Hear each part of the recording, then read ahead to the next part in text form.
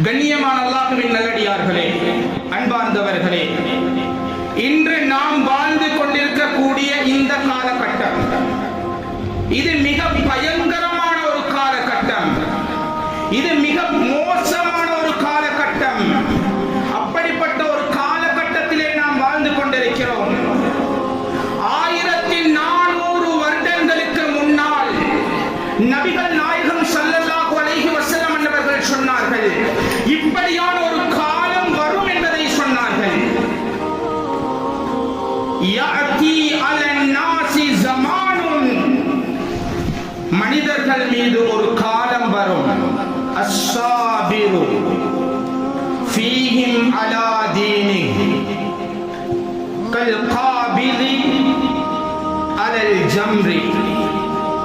எப்படிப்பட்ட காலம் என்றால், நெருப்பு தணல்களை கைகளிலே வைத்துக் கொண்டிருப்பதை போன்று நம்முடைய தீனை, நம்முடைய இஸ்லாத்தை மனிதர்கள் பொறுமையோட கையிலே வைத்துக் கொண்டிருப்பார்கள். இந்த காலகட்டம் எப்படி தெரியுமா? ஈமானை சுட்டரிக்கக்கூடிய காலகட்டம், தக்வாவை சுட்டரிக்கக்கூடிய காலகட்டம். யகூதிகளுடைய திட்டம் என்ன தெரியுமா?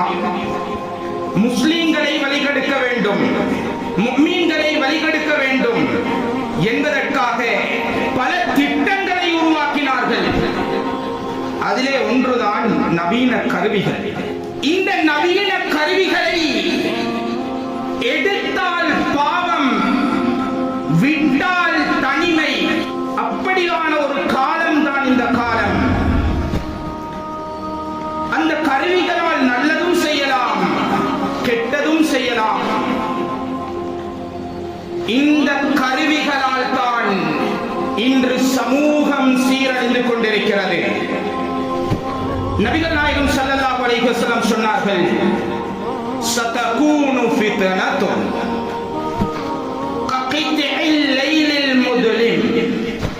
இருளான இரவு போல ஃபித்னாக்கள் தோன்றிக்கொண்டே இருக்கும்.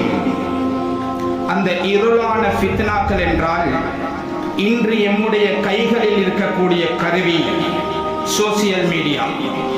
இந்த சோசியல் மீடியாவிலே நல்லதையும் பகிரலாம், கெட்டதையும் பகிரலாம். இன்று மக்கள் அதை வைத்துக் கொண்டு சீரழித்துக் கொண்டிருக்கிறார்கள். இஸ்லாம் மார்க்கத்தையே குழி தோண்டி புதைக்கும் அளவுக்கு இன்று நம்முடைய சமூகம் போய் கொண்டிருக்கிறது. ஏன்? யகூதிகளுடைய திட்டத்துடைய வலையிலே சிக்கிவிட்டோம்.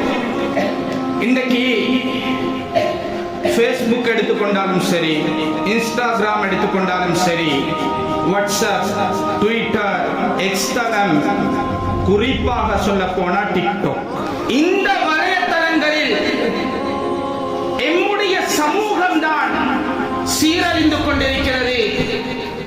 பொய்யான அவதூறுகள். ஒரு வாட்ஸ்அப்பிலே ஒரு செய்தி வருகிறது, இன்னார் மரணித்து விட்டாராமே, இந்த ஊரிலே கலவரமாமே, இந்த உணவிலே இப்படி கலந்து விட்டார்களாமே, அப்படி பல செய்திகள். அண்ணா அவருடைய குடும்பத்தில் இப்படி பிரச்சனையா, அவர் அங்க போய்கிட்டாராம், இங்க போய்கிட்டாராம், பல செய்திகள் வாட்ஸ்அப்பின் மூலமாக பகிர்ந்து கொண்டே இருக்கிறார்கள். இதை ஆராய்வது கிடையாது. ஒரு பட்டன் ஷேர் பண்ணி விட்டுறோம், அதனுடைய பாரதூரம் தெரியாது. எத்தனை குடும்பங்கள் அதனால் கண்ணீர் வடித்துக் கொண்டிருக்கிறது என்பது நமக்கு தெரியாது. நாம் ஃபேஸ்புக்கிலே தான் இருக்கிறோம் என்று ஒரு போஸ்ட் வந்தால் அதை ஆராயாமல் நாம் ஷேர் செய்கிறோமே, அதனால் அவருடைய வாழ்க்கை என்ன நடக்கும் என்பதை நாம் பார்த்தோமா, சிந்தித்தோமா? கிடையாது. ஏன்? அவர்கள் நம்முடைய குடும்பங்கள் அல்லையே, அதனால் அப்படி செய்கிறோம். ரப்பு சொல்கிறான், யா அய்யுஹல்லதீன ஆமனூ, ஈமான் கொண்டவர்களே, இன் ஜாஅகும் ஃபாஸிகும் பினபஇன், ஒரு பாவி ஒரு செய்தியை உங்கள்கிட்ட கொண்டு வந்தால்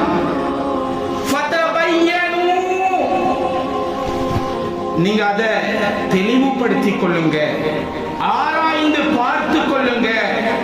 ஏனென்றால் அன்துசீபு கௌமம் பிஜஹாலா, உங்களுடைய அறியாமையால் ஒரு கூட்டம் அதிலே பீடிக்க கூடாது, பாதிக்கப்படக்கூடாது என்பதற்காக.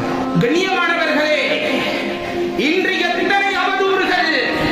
அன்று ஆயிஷா ரலியல்லாஹு அன்ஹா, அம்மை ஆயிஷா ரலியல்லாஹு அன்ஹா கிட்டத்தட்ட 2000 சொச்சம் ஹதீஸ்களை மனனம் செய்தவங்க,